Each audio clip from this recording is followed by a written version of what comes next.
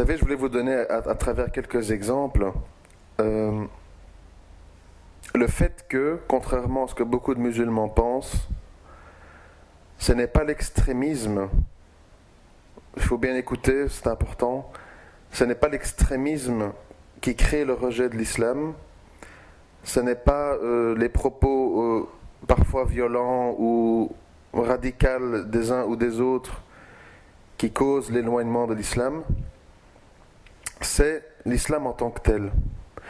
Pourquoi je vous dis ça? Parce que je pense, bien placé pour en parler. Voilà, la personne qui vous parle au micro depuis maintenant des années a vécu des expériences. Et par exemple, vous devez savoir, voilà, que je l'ai compris quand cet état de fait.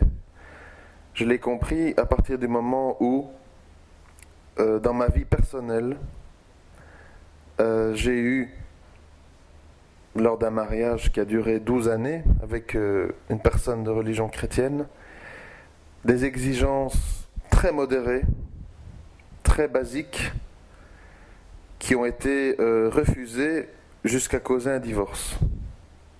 Alors, est-ce que j'ai exigé une conversion à l'islam? Non. Est-ce que j'ai exigé le port d'un voile? Non. Est-ce que j'ai exigé de faire semblant de prier? Non. Qu'ai-je exigé? J'ai exigé des choses qu'un homme peut exiger même s'il n'est pas musulman. C'est-à-dire de la pudeur dans l'habillement. Tout le monde sait que même si on ne porte pas de voile ou de habaya ou de djilbab ou que sais-je, il y a moyen d'être pudique dans son habillement par rapport aux formes, etc. Il existe des vêtements en vente un peu partout. C'est même un petit peu la mode chez les gens un peu de tendance reggae, altermondialiste, new age, des vêtements amples, colorés, etc. J'ai exigé de ne plus faire la bise à des hommes étrangers. J'ai exigé bien sûr, mais ce qui avait été respecté, mais ça faisait partie des exigences, bien sûr qu'il n'y ait pas de porc et d'alcool à la maison. J'ai exigé de la modération dans les coiffures et les parfums. Et c'était déjà trop. Tout ça, pourquoi je vous dis ça? Pour faire d'exhibitionnisme? Pas du tout. Pour vous dire qu'il faut faire attention de ne pas s'auto-flageller ou s'auto-culpabiliser en pensant que les musulmans rejettent les musulmans pour des raisons d'extrémisme. Quand on a un petit peu vécu, on constate très vite qu'est-ce qui pose problème, c'est quand on fait référence à l'islam. Je vous l'ai déjà expliqué, je pense, il y a quelques années ou mois, je ne sais plus dans quel audio, bien sûr, quand je vous ai donné l'exemple suivant. Si vous dites à une table avec des non-musulmans, je ne prends pas d'alcool sur ordre de mon médecin parce que j'ai des problèmes de cœur, d'arythmie cardiaque, etc. Tout le monde va vous dire, tu veux de l'eau, du jus d'orange, pas de problème. Si vous dites à votre employeur, je voudrais une pause tous les 4-5 heures pour aller fumer une cigarette, ou aller me détendre, ou aller faire une petite sieste, c'est à la mode maintenant les siestes après manger, parce qu'à ce qui paraît on est plus productif après une sieste, on vous dit, pas de problème, nous avons organisé une salle spéciale pour fumer, dans lequel il y a un extracteur de fumée afin qu'il n'y ait pas de résidus, et vous avez libre accès à ces salles. Si vous dites de nouveau à une table, je ne mange pas de viande parce que je suis végétarien, parce que je n'aime pas l'idée que des animaux ont été abattus pour que je me nourrisse, etc. On vous dit, ah ben oui, on comprend, certes, nous sommes encore un petit peu addicts à la viande, mais c'est tout à fait louable que tu n'en manges pas, pas de problème, on te fait une petite salade de crevettes ou je ne sais pas quoi.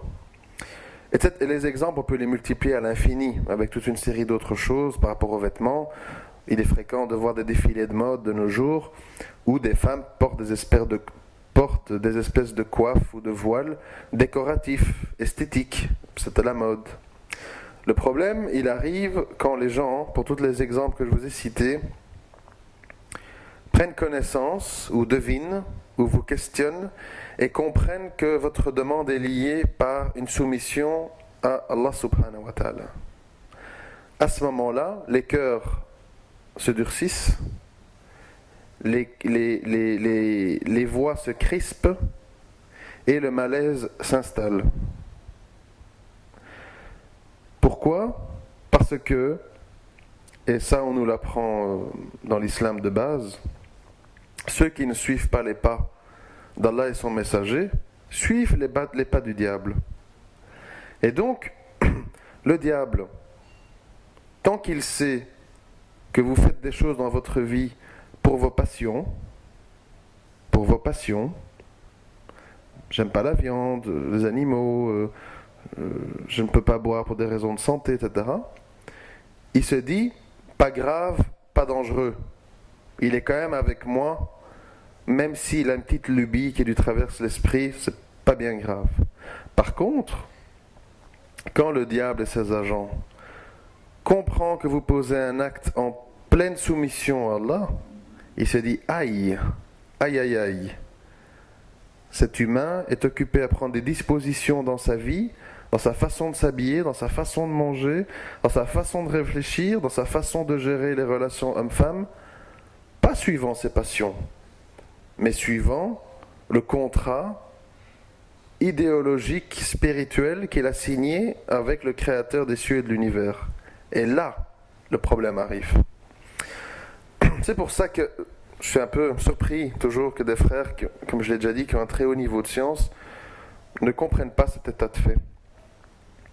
Vous savez, les témoins de Jéhovah, par exemple, font du porte-à-porte tous les dimanches pour dire aux gens qu'il ne faut pas fêter Noël, qu'il ne faut pas fêter les anniversaires, qu'il ne faut pas voter, qu'il ne faut pas donner son sang, recevoir du sang, qu'il ne faut pas fêter les fêtes païennes, Halloween et compagnie. Et il n'y a personne qui en fait une grande maladie. On dit, ouais, c'est une secte un peu bizarre. Le vrai chemin des vrais chrétiens, c'est le Vatican, avec toutes les plumes, les capes rouges, les croix en or, les diamants, les grosses chapelles, les bagues en or, les baisages de pieds et compagnie. Mais ceux qui prônent une vie simple, qui veulent revenir à la Bible des origines et qui se désavouent du système, ça c'est une secte dangereuse, bizarre et méchante. Mais on n'en parle pas parce qu'en fait ça concerne quelques illuminés qui sont des jusqu'au-boutistes de la religion. Donc, bof, pas grave. En plus, c'est un dogme égaré, de toute façon. Donc, finalement, c'est un coup d'épée dans l'eau. Par contre, cette masse de musulmans d'1,5 milliard à travers le monde, s'il y a ne fût-ce que 0,1% de cette communauté qui ouvre les yeux et qui rentre dans le désaveu et qui se soumet à Allah et pas à ses habitudes, à sa culture, à sa famille, à son frère, à son père, à mon voisin, à ma soeur, à ma petit truc, là, on s'affole. Là, on s'agite. Là, on fait des émissions. Là, on parle de réseau dormant. Là, on parle d'intégrisme. Là, on parle de machisme. Là, on parle de femmes contraintes. Là, on parle de souffrance. Là, on parle d'abus. Pourquoi ? Parce que tout simplement, Shaitan et ses agents veulent à tout prix éviter que ces 0,1% contaminent les 99% autres et qu'en plus, ils viendraient à convaincre des non-musulmans.